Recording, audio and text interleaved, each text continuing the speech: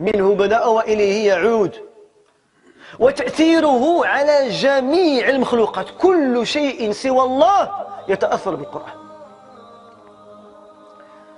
إذا أتينا إلى الملائكة، شوفوا الملائكة.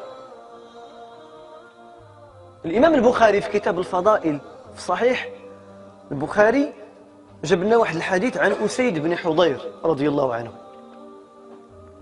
قال: كنت أقرأ ليلة من سورة البقرة فجالت فرسي فسكت فهدأت. هذا الرجل في البيت ديالو كيقرأ ما تيسر من كتاب الله يتقرب إلى الله.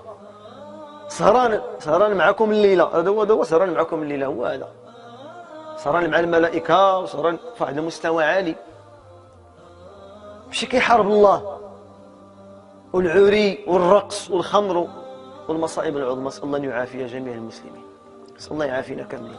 هذه هي السهرة وهذا هو العرس وهذه هي الوليمة. أبعد الناس تمشي لشي وليمة تلقى الدرس والقرآن وكذا كيتشائم. لا راه أنت مسلم، هذا الشيء ما غريبش عليك، هذا هو الأصل ديالك، أنت وجه الخير وجدودك مسلمين وأنت مسلم الحمد لله. بالعكس تفرح.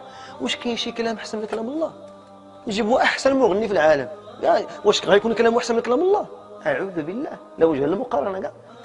خاصك تفرح الحمد لله وتنشرح الصدر ديالك وقاعد في الأمان ومعك الملائكة ومعك الذكر ديال الله وأنت ديما الحمد لله معك الخير. هذه هي الوليمة، هذا هو العرس، هذا هو الزواج الإسلامي. هكا المسلمين تيديروا. واش النبي صلى الله عليه وسلم نهار تزوج المرة الأولى والثانية واش جاب الجوقة وجاب حواش ولا حيدوز؟ لا، راه الصحابة اجتمعوا قراوا كتاب الله وانصرفوا. هذا هو الوليمة. والنساء لا بأس يكون بيناتهم نوع من الفسحة. لا، ما عندناش حنا الراجل تيشطح وتيغني.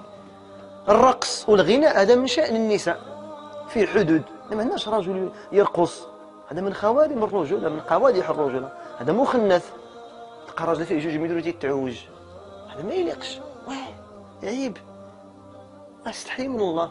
ولكن النساء لا بأس بيناتهم، يعني في فسحة في الوليمة وفي المناسبات وفي الأعياد.